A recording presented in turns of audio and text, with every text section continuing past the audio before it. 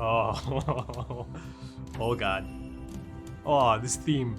9月1日、ヨークシンでの再会を約束したゴン、キルア、クラピカ、レオリオの4人。うわ、すっごい人。Makes sense. でもここはオークションに集まる客目当て Yeah, there's a lot of money floating around. ここオークション会場じゃないの？ Yeah. 決まってんだろ。ヨーク Not quite. ドリームオークションって言えば1年に1度だけ開催される世界最大の大競り市 So で this is it, eh? 夢の位置ってわけだ。へ They also come here to end そ for の a 一方 lot. で犯罪に関わるものだけを扱う闇のオークションもいっぱいある。 Yeah, the underground す auction. ごいな。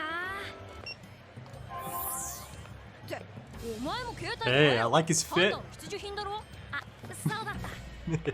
そらやめとけ。 Oh, 使えない国が結構あるし、 Yes. PC でもねえし、完全に電話だけかける人 oh だ。 my guy. よっ Oh, the theme. 少し重くてね Look at this thing. 全世界対応200種類の民族言語通訳機能付きだ。 Clutch. マジ？これを2本頼むぜ。2本で40万になりますぜ。 You buying? 40万たっけえおっちゃん。レオリオサンキュー。 He is buying. Nice. 相手がもう帰ってくれって言ってからが本当の商談だぜ、君たち。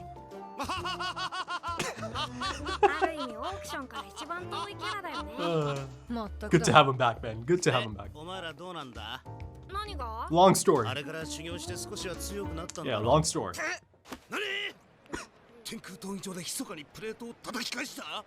それに200回クラスっていや相当なもんだぞ。レオリオはネオン習得したの？ Let's.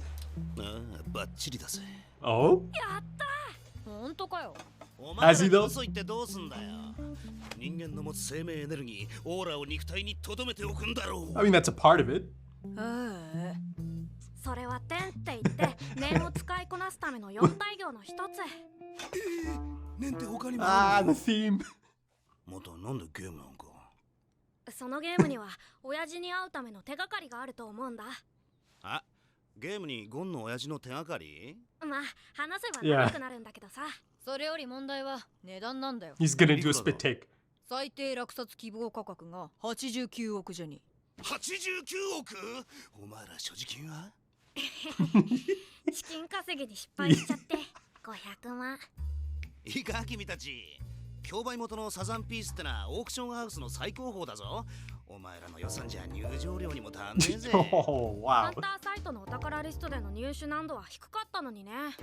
マジ？やっぱり金だよ。世の中金。てかさ、金で買えるようなものなら真の宝とは言えないってことだろ。この程度のものなら楽勝でゲットしてこそプロのハンターなんじゃねえのお二人さん。 Yeah. オークションで金を稼ぐ方法を見つけてやるぜ。 Look at this. Right into it. 単純バカ。レオリオの強化系かな。 Ah. Hold your horses. プログラムは完璧にトレースしたはずだ。どうしてイベントが一つも発生しないんだ。 I'm sure there's fail safes, yeah. まさかキルのやつ。 No, no, 俺 no, を no, 騙 no. したか。い It's や the creators. あいつに偽芸を作る技術はないし、知りたい。なんとしても秘密を暴いてやる。 Go on, いく keep ら at 払 it. ってでも。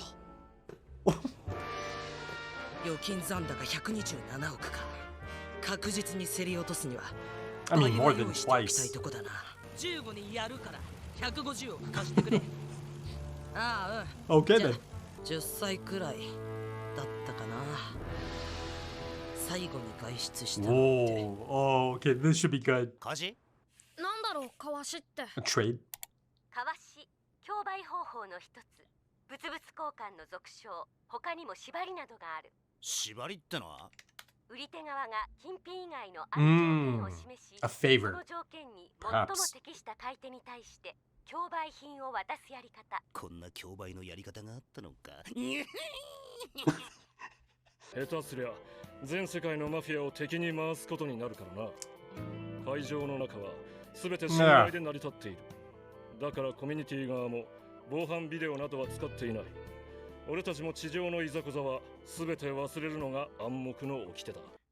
Of course, the leader of the Phantom Troops done his research on this as 何か well, が起 right? きたときは各自の証言が重要視される。この言葉は裁判所での宣誓証言よりはるかに重い。 Yeah, but what if you take all of them out at the 会 same 場内での time? 印象は大切だ。絶対に些細な揉め事も起こすな。仲間以外との会話も慎む。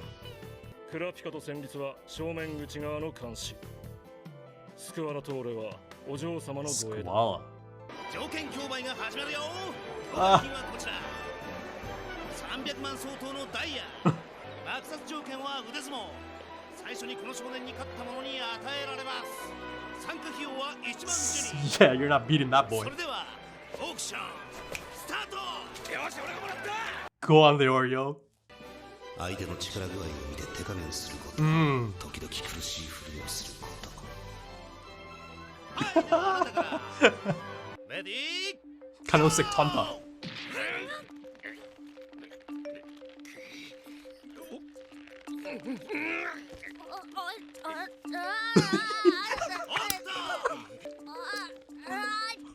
The Oscar goes to. He's selling it. He's selling it. 150人抜きだったよ。いくらなんでも限界のはずだぜ。顔が疲れてるし汗だくだ。さて How much? 次のどうぞ。 Oh, おっと初めて女の子が挑 no. 戦だ。いいぞ、頑張れ。 No. 怪力坊主。お嬢 Get さん ready, いくつ gone. どこから。あれ釣れないね。よろしくお願いします。あ、こちらこそ。 Ooh. レディーゴー。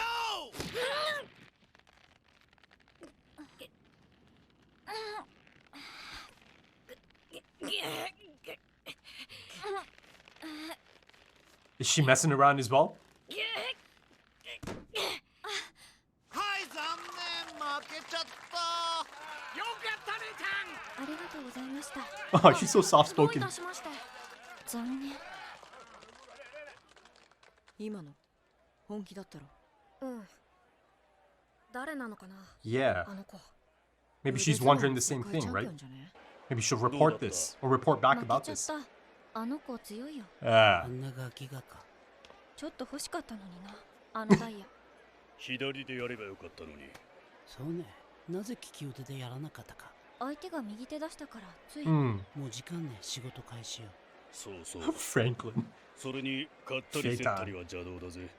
俺たち盗賊。欲しいものは奪い取るね。 The code. Yeah, he spoke of this. Yes, Miluki. Oh, I saw Miluki. It's like half of them at least. Oh, they're taking off from the spot. Go on, give me a name.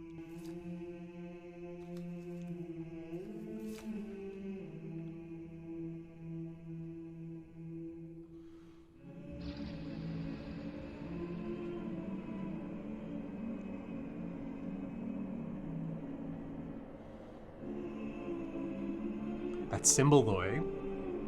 Go on, look up. Look up.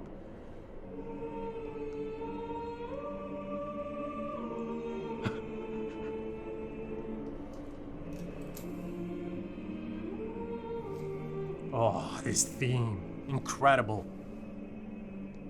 Oh, I love this shot. Beautiful framing. Oh. She still got tears. 今暴れ。 Last it all, Mike. 気疲れて寝ていますが、起きた時にはどうなるかわかりませんよ。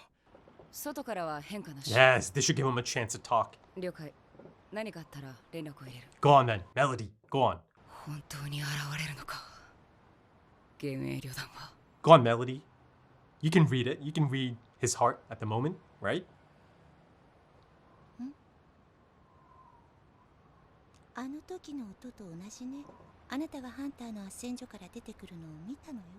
あの時のあなたの心音は凄まじい怒りの旋律だ。 Melody of Rage. 一つ聞いていいかしら。ああ、火の目っ Those are your people. てあなたにとって何？データカードでその画像を見せられた時のあなたの心音はさらに凄まじかったのよ。 底知れぬ深い怒りの旋律。 Wow. Oh, I love the representation of this. Oh, yes. 私はクルタ族だ。 Kuruta. 我々の瞳は普段シャンに近いが、興奮すると赤みを増す。 Wow, this is a stunning shot. 悟られぬように Ah, 黒 that に makes コンタクトしている。 sense. That makes a lot of sense. 私は同胞の奪われた目を探している。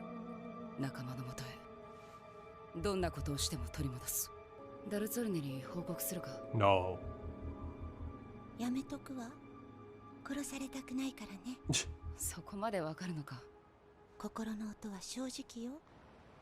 君はなぜこの仕事に？ Nice, good, good. 聞いてどうするの？どうせデタラメ言うかもよ。目を見れば大体わかる。私もプロのハンターよ。ミュージックハンターという Right, ところかし right. ら。 Elaborate. ある楽譜を探しているの。 Oh. 嘘はついていないが、肝心なことは隠している目だな。まあ、当たったことにしておいてあげる。私が探しているのは闇のソナタ。 Whoa. 魔王が作曲したとされる独奏曲。 Whoa. ピアノ、バイオリン、フルート、ハープのための4つがあり、人間が演奏したり聴いたりすると恐ろしい災いが降りかかるとされている。 Whoa. 階段の I was 類では not ない expecting that. そんなものが実在するとは考えにくいが。 Oh. 私が聴いたのはフルートの曲だった。 Yeah, it's not just a たった一 legend. 首聴いただけでこうなったの。演奏した友人は死んだわ。全身がこうなって。その人も知人から絶対に吹かないとの条件で一楽章だけを教えてもらったらしいけ Whoa. ど、 I just got chills. その日、私たちは酔って浮かれてたの。私は体を病んだ代償にこの能力を得た。元の体に戻りたい。何に変えても。そんな人たちをこれ以上増やしたくないの。だから見つけ出して消す。 Ah. この世から。この仕事を選んだのは、蛇の道は蛇に聞くのが一番早いと思ったから。 I've got like chills on my face, under my beard right now. 時間よ。地下競売が始まるわ。 Whoa. Woo. そろそろね。だね。 Oh my god, come on. Come on. Okay, let's get into it, folks, because, you know, that right there is the perfect example of the essential Calm Before the Storm episode, right? The essential table setting episode. And I think one of the standouts about this episode is the fact that it just effectively builds that palpable sense of buzz and excitement, right? Edge of your seat type stuff. You know, there was much of this in the last episode as well, but this one truly kind of builds towards that, right? Crescendos by the end of it. I mean, you know, the second half of this is just, yeah, I mean, again, you know I like to say it a lot, but it does feel like a tale of two halves, doesn't it? And I think this episode specifically actually gave me one of the best scenes of the entire anime up until this point. I mean, it's certainly one of my favorites at this point. And I'm speaking of Melody's backstory scene. And just that whole scene on the rooftop, Melody and Kurapika. And, you know, the sense of the buzz building up and the excitement and all of that. It kind of functions on two levels, right? First of all, for us, the audience, but then also within the context of the story. You know, within the context of the place that these characters find themselves in, the Yorknew auction. My God, you know, like I said, a palpable buzz just about the whole place. I mean, it's truly felt like it's been building and building, right? And it's reaching that tipping point now. I feel that one of the more exciting elements of this episode or this arc at this point is all of the moving pieces. There's so many different characters, so many, you know, different factions or groups about, right? You've got our boys, and of course there is the really, really wholesome return of Leorio, right? Of course, I just ate that up. I loved it. I loved every second of it. He brings, like I said, he brings a totally different type of energy to the anime, to the episode itself, to the group dynamic, right? You feel it almost immediately, right? And again, you have to credit the voice acting as well. because it's a completely different tone the moment Leorio comes back in. So of course it had the much anticipated return for Leorio, right? And you almost immediately see the things he excels at. You really truly get to see him function in his element, right? And he excels at it, doesn't he? The street smarts. I'm speaking of the street smarts, right? Again, I'll come back to that. So of course, there's that aspect of it, the return of Leorio. And then of course, like I mentioned a little bit earlier, the Melody backstory, right? One of the standouts of the series altogether. Then of course, it continues the Phantom Troop angle. And one of the things I'm really quite excited about is getting to see the Phantom Troop function as that outfit, right? The group dynamics of that outfit. The troop tactics, right? It's going to require quite a bit of finesse, right? The thing is, you can really kind of infer quite a bit from their attitude. These people, the Phantom Troop members, they appear to be supremely confident in their abilities, right? It doesn't feel like they're used to losing or not getting the things that they want, right? So that excites me because, of course, it's not going to be as simple as them storming the castle, right? Like I said, it's going to require finesse, and I believe they're capable of it. You can infer that, they've been together for some time now. They understand each other, or at least most of them seem to have an understanding for each other. You kind of see the Hisoka dynamic once again. Hisoka kind of reading the situation, analyzing the situation, thinking, could I go after him? But if I do make the choice to go after him, could I handle the other members that are still around, right? But at the end, he just kind of smiles and lays back, probably thinking that he just kind of has to be patient. At the moment, he'll get his chance. He'll get his chance at some point. Because you see that, of course, Hisoka didn't think it was the right move to make the move right now. Because, he understands that, no, the odds are against him. The numbers are against him, right? So I think...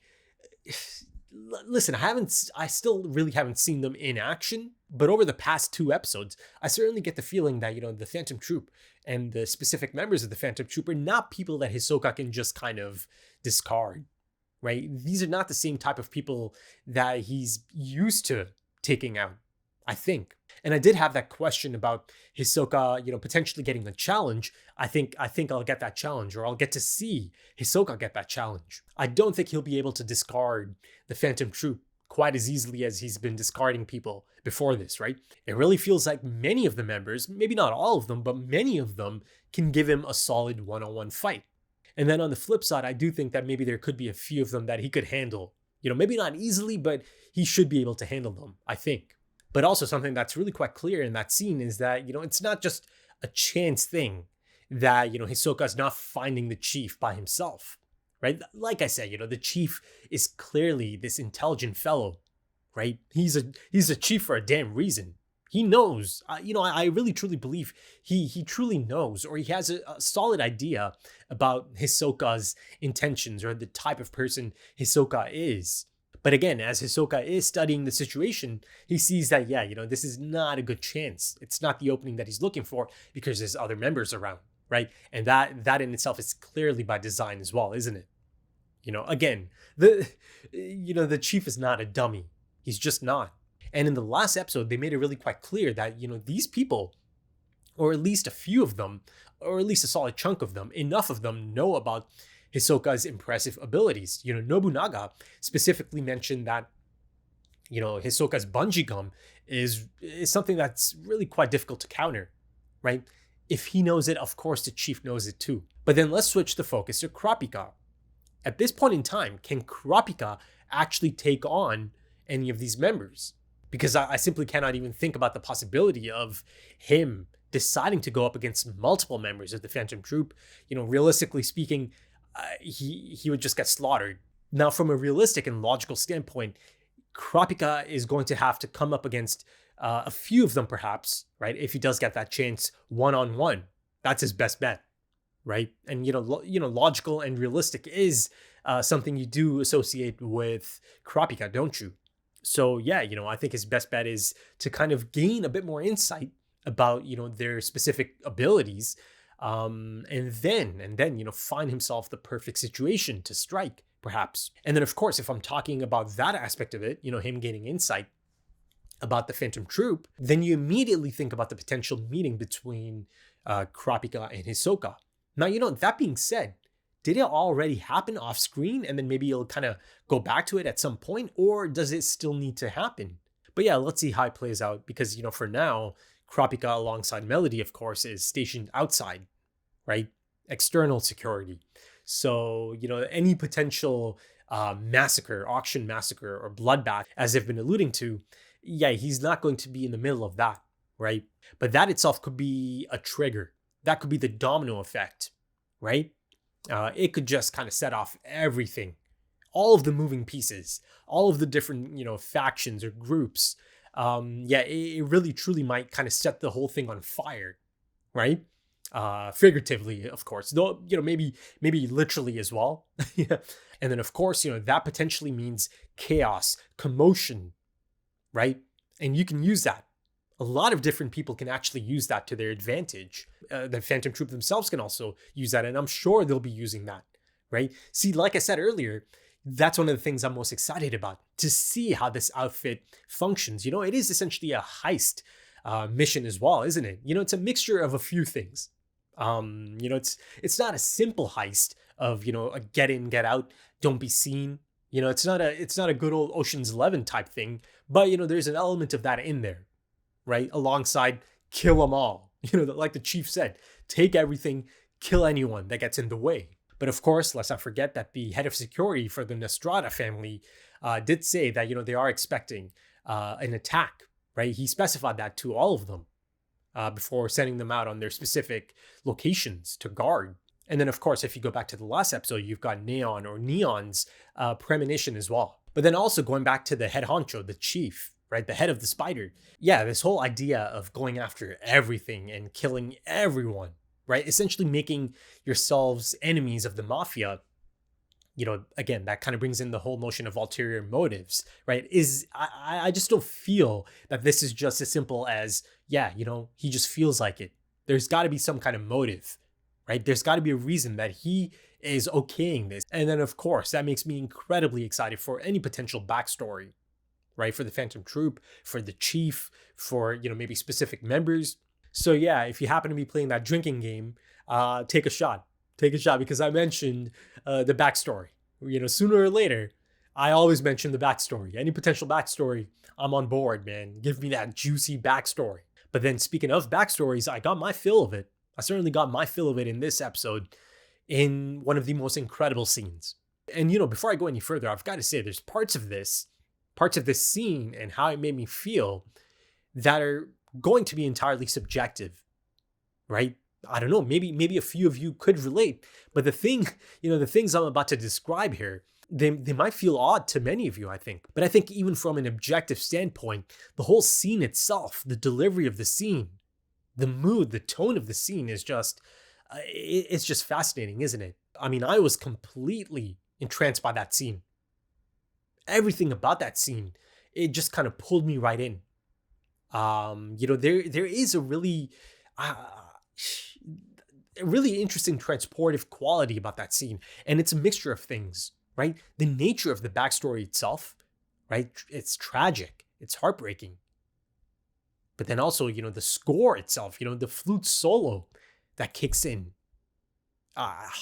There's a haunting beauty about it. There really is. And I mentioned that it had a transportive quality. I mean it.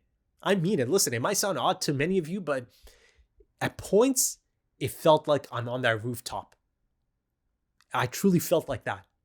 I was just, oh my God, I felt like I was one with the scene. This is a feeling that I've had from time to time over the years. A lot of times it happens in movie theaters. Sometimes there are scenes that make me actually forget that I'm sitting in a theater. Right? I don't know. It's kind of difficult to explain the feeling of that. It's this feeling of just me and the screen and the performance on the screen. And then of course, the production side of things, that is usually really quite crucial to making this type of scene, right? The score itself, again, in this scene as well, right? You see in the melody scene that it plays a massive part. And then of course, it's not just limited to theaters. I've had that feeling at home as well, through other shows and other films. So, honestly, I feel like this is some of the highest praise I can give to this scene, that it made me feel like that. Essentially, it's really, really quite transportive. I mean, Melody was already such an intriguing character, but then you get this backstory. My God. This whole idea about the Dark Sonata, right? She's looking for that really specific musical score, right? This satanic melody, a solo said to have been composed by the devil itself, right? And the fact that it's kind of linking it to a supernatural entity, that in itself is really quite interesting, isn't it? Because, ultimately, 42 episodes in, it's been clear, or, for the most part, it's been clear that anything that's been kind of supernatural can be explained through Nen, right? So of course, I'm immediately thinking about the possibility of a really, really special Nen user, having composed that, perhaps. Really special. I mean, this is just something incredibly dark. It doesn't mean that, you completely have to discard the possibility of that in this universe, right? I've seen some things, 42 episodes in, I've seen some things, and there's a few things that are not specific to Nen. You see that there is a curse. There certainly is a curse, but there's also a gift. And the gift that Melody received, essentially, is the abilities that she does have, right? That's not Nen. Right? I'm sure I'll get to see her actual specific Nen abilities soon enough, but that part of it, that's not Nen, is it? So yeah, a curse and a gift, because she dabbled. And the thing is, she only heard the one version of it, the flute, and this is the outcome of it, isn't it? And yeah, I get a glimpse of it, and I thought it was a really interesting choice to not show us, the audience. I mean, you can see most of it, right? You can see the outline of it, hidden in the shadows. You see the silhouette of it, and then of course, you can gauge it by Kurapika's reaction as well. Now, she did specify that her body was destroyed, right? So am I to assume that even the other arms and the legs and the rest of her looks similar, and then of course, the next question becomes the face. Again, it's a really unique design. And, one of the questions I did have, and, I kind of even speculated this, was it actually brave enough to give her that character design, or, she looks like this for a reason? It appears that she looks like this for a reason, right? She may not have looked like that in the past. And I'm speaking of her face specifically at this point, the balding and the teeth that stick out. So, a part of me, like I said, a part of me was hoping that, she just kind of looks like that, because that would have been really quite refreshing, I think, and really quite different. But, she's dead set on restoring her body. And she also specified that she's open to doing anything to make this happen. But, beyond that, I think you really kind of get to see one of the more selfless motivations behind a hunter, a pro hunter, that is. She wants to find the Dark Sonata, right? The sheet music, I suppose. But, the thing is it as simple as finding just the one master? Is it just the one master that's floating around? So yeah, let's see if that's a factor at all. But, ultimately, the point is she wants to find it so she can destroy it, right? It's a cautionary mission. This is something she simply does not wish on anyone else, ever, right? She does not want anyone to be in this position ever again, in her position, in her late friend's position. And at the base of it, it's just so human, isn't it? All of this happened because one day they just happened to be happy and giddy, got a little drunk, and this happened. My God. Yeah, Melody is easily one of the most fascinating characters of this story at this point. Right. And that's really quite impressive, because she just came into the story, a few episodes ago. And immediately, through, again, the visual depiction of the character, the disposition of the character, everything about her is just so fascinating to me. But also, kind of going back to the practical aspect of it, beyond destroying maybe the master, right, the sheet music itself, she did specify that her friend actually learned a really specific movement, just one movement, apparently, from someone else, right? And that person did say to not play this. So there are people out there that do know certain movements. And I've got to say, the imagery, the art direction of this scene is just phenomenal. Really quite phenomenal. Some of the most impressive shots, some of the most poignant shots of the entire anime are present throughout this scene, this backstory scene. Be it the really artistic approach to the devil composing the Dark Sonata, right? The artistic approach to her friend's death, right? Even a little bit before that, the depiction of Kurapika's boundless fury. It's this tunnel drenched in red. But yeah, as expected, Kurapika was kind of able to open up, right? Even though, there's a few things at play here, he understands that there's no point of lying or hiding it. Maybe he's not completely open to it just yet, but maybe he did feel a bit of that, trustworthy, intuitive, gentle, kind spirit of Melody. But once again, let's go back to Leorio. This man is just so clutch in this situation, isn't it? This is his element. It really is, right? Leorio is not someone who's come up with cash, right? He's been strapped for cash and, he's learned to live throughout that situation. And being strapped for cash, perhaps earlier in life, it gave him a different perspective. He's really clever about it, isn't he? He's got a great understanding of the marketplace. He certainly has the entrepreneurial spirit and instincts, doesn't he? I mean, he facilitated and came up with the idea of the conditional arm wrestling match. I mean, as Killua specified, it would take a long ass time to get to the amount they actually need. And, it's really quite unrealistic, but still, he excels in that situation, in that setting, right? The flea market aspect of it. Yes, he's a little bit different from the other three. And, in that sense, he's essentially, again, one of the most human characters, but he does bring a lot to the table. But also something really quite interesting happened, didn't it? One of the members of the Phantom Troupe, the lovely Shizuku, I believe, comes in contact with one of these characters, Gon. Right? This is the first time, essentially. I mean, yes, there's Hisoka. Again, he's just passing. He's a passing member, right? But, this is truly a member of the Phantom Troupe, right? And yeah, it was actually as simple as her actually just wanting the diamond. Though, there might have been an element of, oh, okay, this is interesting. There's a young boy over there and, no one seems to be able to beat him. So, yeah, I'm sure there's a bit of that as well. It caught their eye, Franklin and Phaeton and Shizuku, of course. And I love that, that Franklin actually appears to be a bit of a big brother type figure to her, or to maybe some of the younger members as well, right? Kind of protective. And also, going back to the silhouette shots, from the last few openings, it's giving me a few specific silhouettes for each one of the categories, right? Again, I see the two specialists, and of course I know the two specialists at this point, or I've seen them at least, Neon, and then I've got the chief of the Phantom Troupe. That is definitely his silhouette. But I believe the other conjurer alongside Kurapika, of course, might actually be Shizuku. Yeah, I think that's her. And again, much like the older silhouette I saw back in the early days, of the Hunter exam, the Trick Tower days, it appears to be some type of vacuum cleaner. So, I mean, that's kind of odd. But I'm sure it's going to be really quite interesting once I really kind of get to see it function out in the open. But yeah, it really does appear to be her silhouette.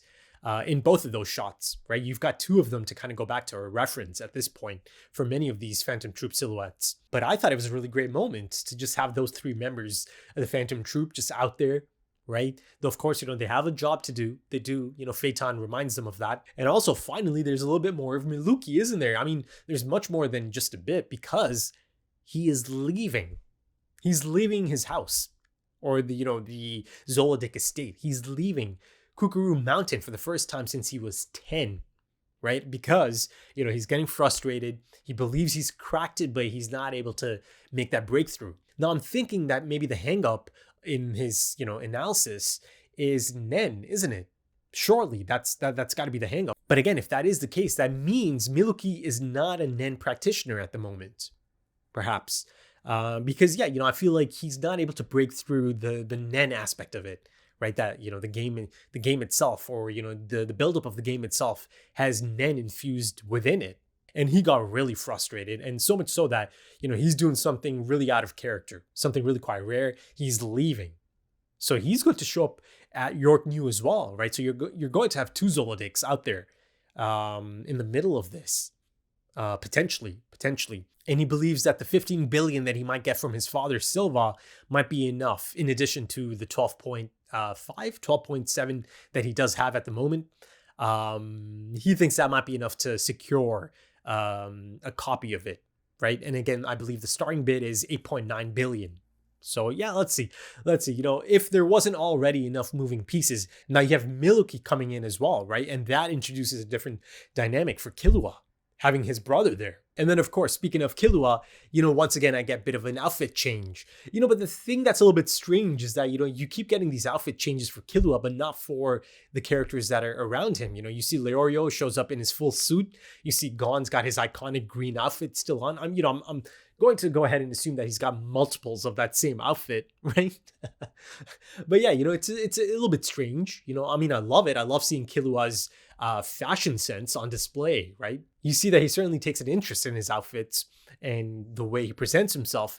But, you know, it's a little bit jarring to see him in different outfits, but not anyone else. But yeah, at the end of the day, if Gon and Killua are to acquire a copy of Greed Island, it's not going to happen through the money, right? They're not going to be able to outbid anyone really. You know, even Miluki has a better chance. But even so, I still think it's not going to be as easy as Miluki thinks. So, you know, ultimately, I do think they'll obtain a copy, but, you know, it's going to have to be something out of the box. And you see that, you know, that Leorio actually kind of helps out in that sense, doesn't he? You see that they're able to kind of open up to a few different ideas, right? Different types of conditional offers or auctions, right? Swaps and, you know, bind methods and all of that, right? You know, I forgot to mention a few episodes ago, I actually had this thought about, you know, Gon and Killua potentially actually, you know, getting a backer of some sorts, you know, of course, a high roller. And in that kind of setup, you could potentially have some kind of conditional agreement, right? So, you know, seeing these possibilities being brought up kind of reminded me of that thought I had that I forgot to kind of share a few episodes ago. But yeah, I think that should do it for this one, folks. I mean, it's just the perfect setup. The essential calm before the storm episode. Like I said earlier, I am just so incredibly excited for the next one. I mean, the next one just promises to be quite the fascinating episode, to say the least, right? Because the time has come. But yeah, if you enjoyed that, consider dropping a like, consider dropping some comments, give me your thoughts. If you are interested in early access to the next few episodes right now, or perhaps even full opacity or timer-based full length, consider checking out the Patreon page and potentially supporting the channel. If you're interested, the links are in the description and the pinned comment. Also links to social media, things like Twitter and Instagram, if that's your thing. Right then, thank you so much for joining me, folks, and thank you for your time, because time is precious. It really is. And I do hope to see you again soon for the next one. Until then, take it easy.